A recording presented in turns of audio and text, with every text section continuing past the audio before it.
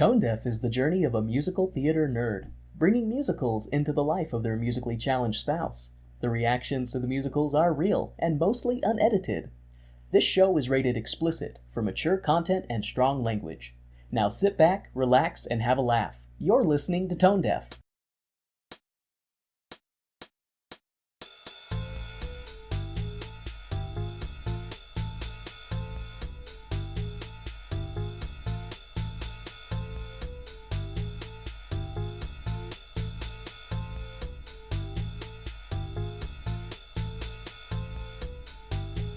Welcome to Tone Deaf, a theater nerd's guide for their musically challenged spouse. I'm Kay, a musical theater nerd. And I'm Warren. I'm musically challenged. So, it was your birthday. It was your birthday. So, we're doing this one because it was your birthday. And it's a new birthday song, so we don't get hit by copyright. I was never born, though. It's your extraction day. It's the day you were extracted. That's a little... Oh, there we go. Okay. Now I feel appreciated. Thank you for remembering that I was never born. I was extracted. That means that, like, any prophecies where it's like, no man of woman born, you could totally... I could step in and fulfill that role. You could step in and fulfill that role, because you weren't born, you were extracted. Seize my destiny. Yes. Yes, Warren's destiny. So... because of your extraction day, we're going to be watching a musical you've been kind of looking forward to and kind of apprehensive about. Looking forward to because it has my favorite superhero ever since I was a wee little boy, and not looking forward to because I know that it's terrible. From the fact that it died on Broadway and... in the wake of many broken ankles and snapped knees and yeah, this is a show that I remember hearing about and was like, what the heck, they're doing a musical on this? That was my response, was no, how? Mine too. I mean, I'm a fan. Yeah. But when I saw the commercials that they were advertising for the show, I was just kind of like, okay, like, at the same time, like, while I was like, ooh, Spiderman, at the same time my brain was like, but why? Yeah, because, and I mean, this isn't going to be the weirdest subject matter on a musical, like, we're going to be covering a Weber show that's like... I mean, we've already seen a bunch of weird stuff, so... yeah. Spider-Man is going to have to get hit with some type of hallucinogen and have a acid sequence in order for it to even be up there with, like... the top 10 ones that we've done that have been trippy. Yeah, like it's not. I don't know. I'm excited and I'm nervous. I do have to do a caveat. The quality of the video is not going to be great. Okay. Because this is one that they're not ever going to do one of those like, hey, let's live stream this show, or let's do a... because the show crashed and burned. The show is dead. So I'm sure... That was harsh. So... yeah, if you haven't gathered, we're going to be doing Spider-Man Turn Off the Dark. Turn off the dark. Yeah. You don't turn off dark. Dark is like the base setting. You turn on the lights. It's... I don't understand. We'll see. I tried to listen to the soundtrack for this. Oh, is it just god-awful? Well, it's not my thing. But also, U2 is generally not my thing. And as we're going to get into, music and lyrics were done by Bono and The Edge. So... which, are they Spider-Man fans? I don't know. Were they just approached to do... because that's the thing, is it's like, if you're a Spider-Man fan, if it's terrible, I'll be like, at least it came from a place of love. But if you're just like, now I can step in here and write something freaking amazing... So I guess I should get into this before we get too far into the jokes, because you're not 100% far off.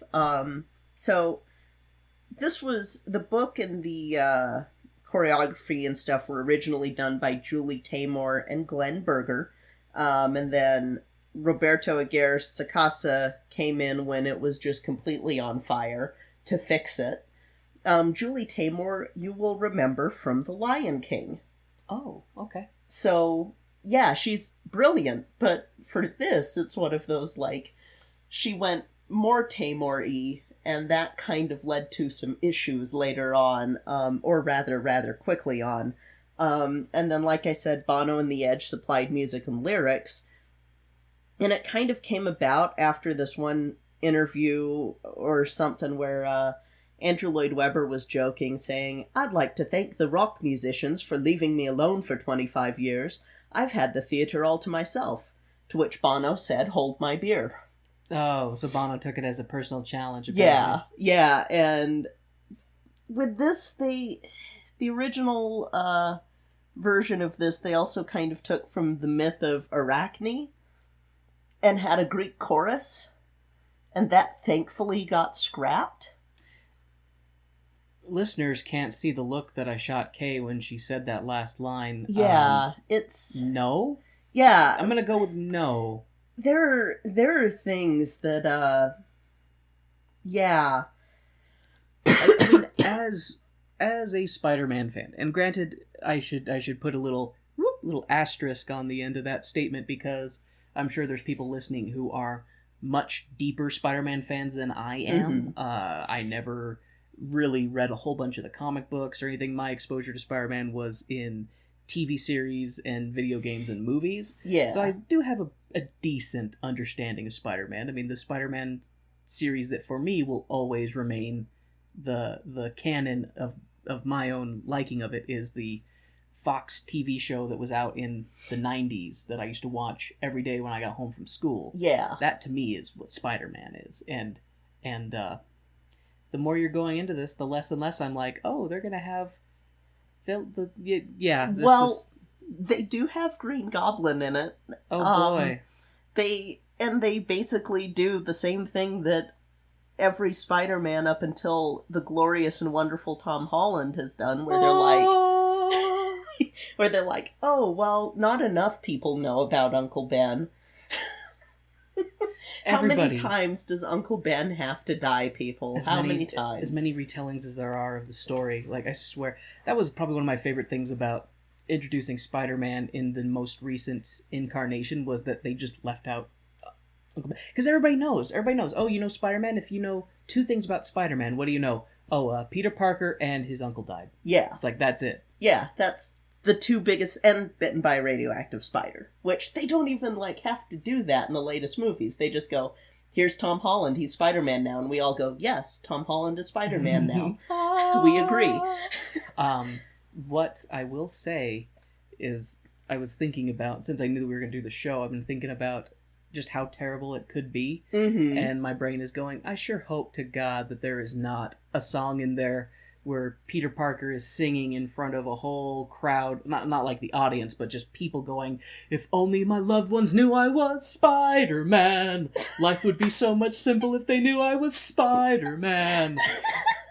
Swinging, jumping, saving Spider-Man. Oh my gosh, I love you. Love you. So this show is pretty much production hell. Oh, okay. So it was first announced in 2002 by Marvel, saying that, hey... 2002? Yes, that was when it was first announced. Okay. And they were planning on Tony Adams producing it. And then he ended up dying in 2005. Oh, sad. Which kind of made things difficult. Dead people usually make things difficult. Yeah. Or easier, depending on the scenario. But he had approached Bono and The Edge by that time, as well as Julie Taymor. Why would you... Why? I don't know. Was he just a huge U2 fanboy and he just wanted to work with them? Is that what it is? It's gotta be, because it's like... But why, though?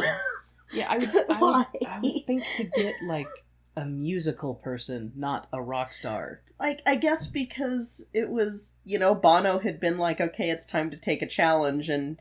hey, Taymor, let's work together on something. And then Tony Adams goes, hey, I need people to do the Spider-Man Bono musical. Needs a challenge? How about more than a handful of good songs? Is that... Can he do that?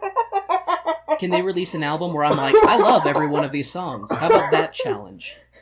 So, I want to read a quote that was about this, that basically is talking about the situation after Adams dies. They go, others might have abandoned this project. Would have been a good idea. But the Spider-Man team decided to go on with Mr. Adams' Parkle, David Garfinkel, as lead... Go on. Garfinkel sounds like the Jewish uncle to Garfield. Like, hey, I'm gonna go visit my Uncle Garfinkel. He's better than me in every way. He's a lawyer. Specializes in lasagna law. He was as the... Well... Lasagna. So, Adam's partner, David Garfinkel, is lead producer. An able entertainment lawyer, Mr. Garfinkel, had little producing experience. God damn it. And he ceded artistic decisions to Mrs. Taymor. Oh god, a perfectionist whose aesthetic included never repeating herself. Oh, jeez. Mr. Garfinkel did not take the tack that Disney had while working with Miss Taymor on their hit musical, The Lion King. Her genius flourishes best under supervision. So keep that in mind as we're thinking about this. Her genius flourishes best under supervision, which she does not have. So she was just given the reins and was like, yeah, let's go! So... And drove it right off a cliff. Production officially starts in 2007, and it did not open until 2011 because of all of the setbacks. Really? Yes. Because I swear I remember seeing commercials for it. They probably were advertising from the previews, which started much earlier. Yeah. Previews started, I want to say, in... Because it was before I met you, and yeah. if I remember correctly, I think I was still in school, and... I mean, because we, still had TV with commercials. It wasn't just streaming everything. And that's when I remember seeing the trailer for it, and just my little inner boy inside of my younger man was like. So, in 2009, this was $25 million in debt. Oh, sweet Jesus! By March, it was $52 million. Wow! Disney absorbs Marvel, and they go, you know what, we're not going to do anything for this. This is your thing. We're not touching this show with a 10-foot pole. They did nothing to help out.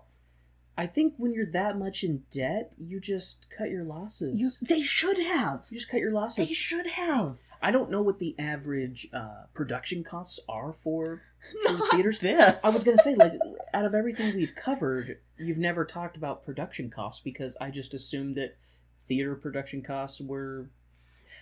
Theater does not strike me as the kind of thing that has lofty production costs. Generally, no. I mean, some of the shows, like with Legally Blonde, last week, they did not remake what they had spent in this show. They kind of went through a producers type thing.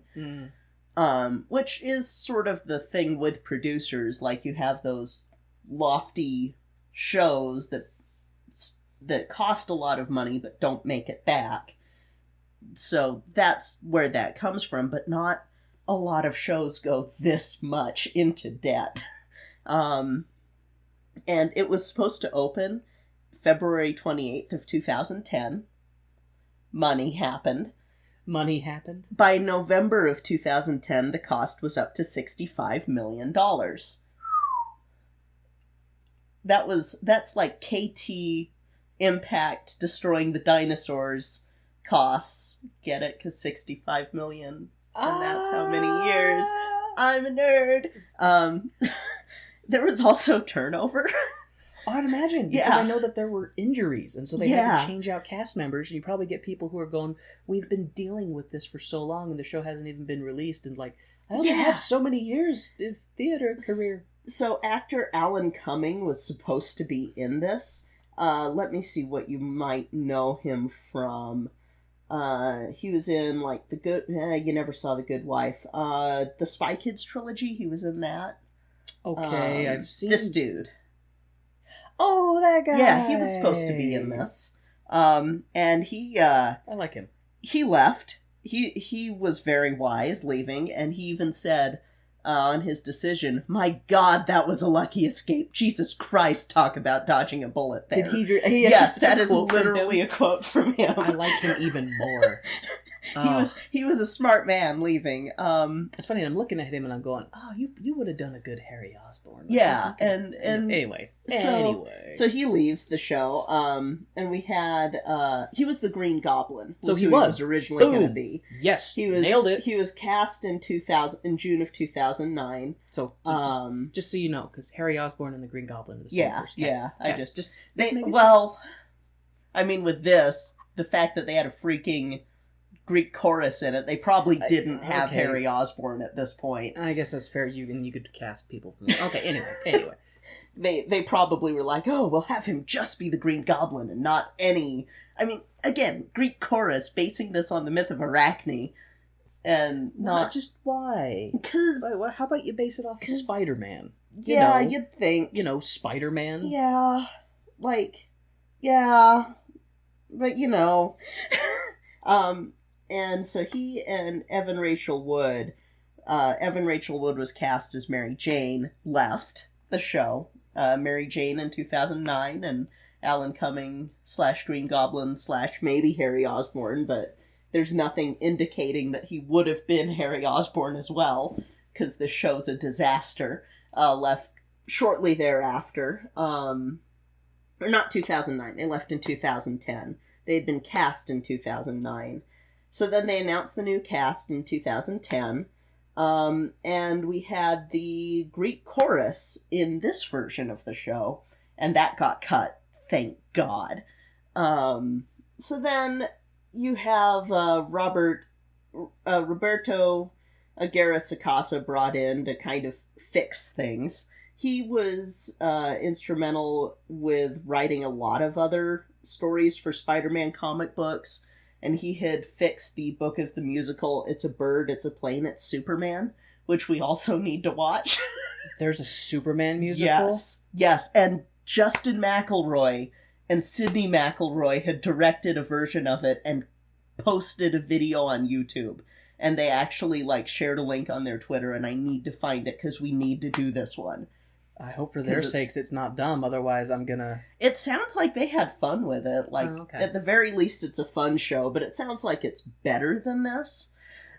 Well, this show was actually released to completion. Well, or not this show, but their show. This one was released to completion, too. It just didn't run for very long.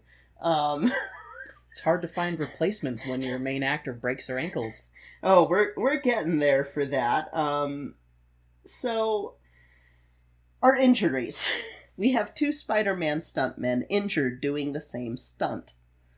One broke their feet and the other one broke both of their wrists. Interesting. Doing the same stunt.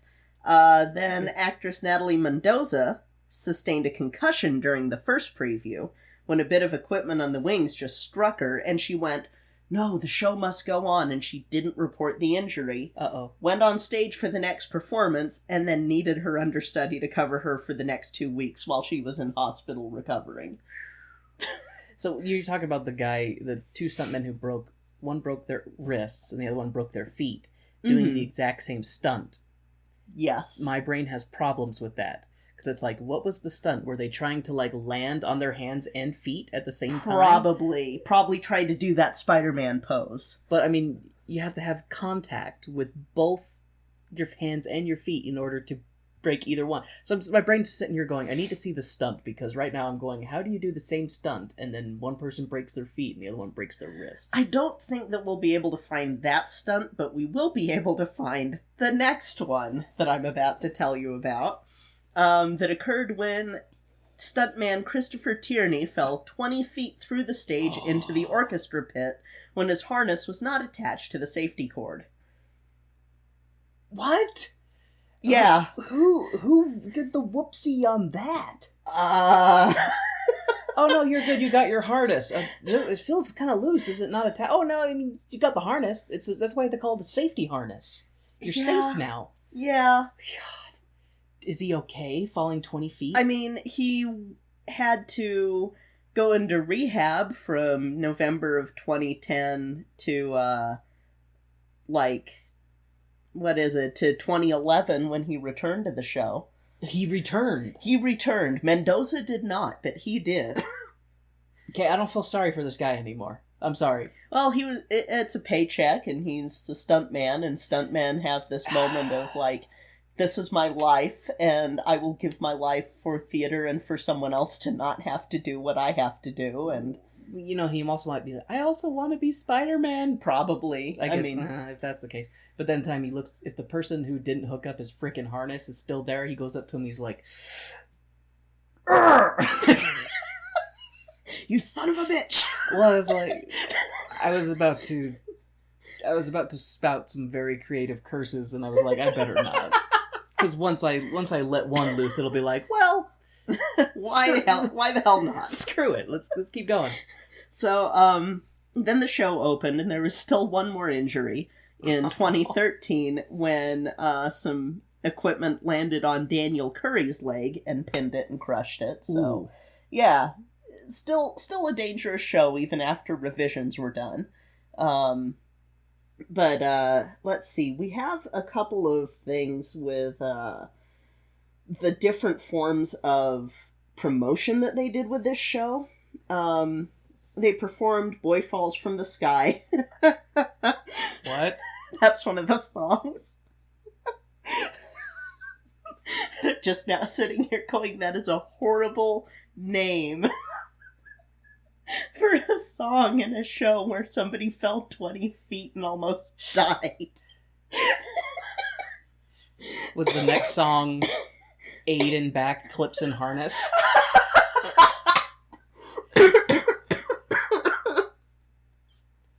So that was performed on September 10th, 2010, on Good Morning America. And then there was a performance in American Idol. And then they performed If the World Should End on the 65th Tony Awards in 2011. They also appeared twice on David Letterman's show, trying to perform Rise Above and A Freak Like Me Needs Company. Different songs from this show. Okay. Yeah. I'm so sorry. You knew going into this one that this would not be great. I know. And just keep in mind, listeners, this is my birthday present, is that we're doing a show about my favorite superhero that is a terrible show. But that you also were like, I'll never get to see this. This is true. And then I was like, I found it! This is true. Are you sure? K to the rescue, question mark. I mean, we talked this over. I know, I'm just briefing you. So, Sci-Fi was paired to be their media partner. Sci-Fi? Like, yes, the Sci-Fi Channel. Which, we should learn from Legally Blonde that doesn't always help. Yeah, TV. So, the reception of this show with the first previews in 2011, which those were so negative. Like, overwhelmingly negative reviews. Gosh. And the ticket prices were so high, and the preview period was so long. Because they're $65 million in debt, and they gotta make that money back. Yeah, and so that's why they were like, well, let's do our reviews now, because why the hell not? Honey, why is this ticket $5,000? And, like, one of the biggest issues that they had with the original was that Taymor tried to basically merge Arachne into this comic book story and go into, like, oh, this is about a grotesque hybrid, and it's, just gonna be two unrelated main villains in this, and... It sounds like they got someone who had no business being in charge of a Spider-Man musical. And they weren't supervising Taymor, because when they supervise her shows are brilliant. When they don't, you get Spider-Man. If you're gonna do a show like this, you have the brilliant professional theater person, Taymor, but then you pair them with the most obnoxious comic book nerd ever, who just knows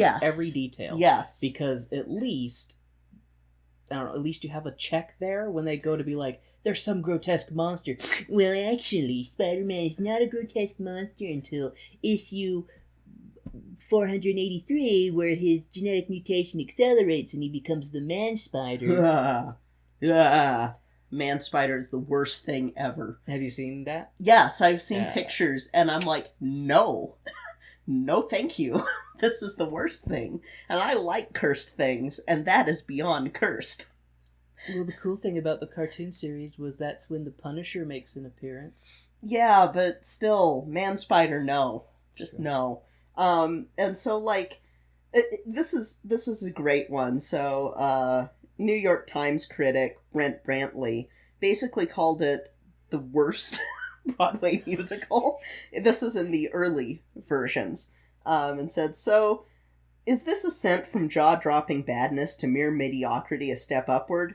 Well, and this is of the revised version, that he says this part. Well, until last weekend, I would have recommended Spider-Man only to carrion-feasting theater vultures.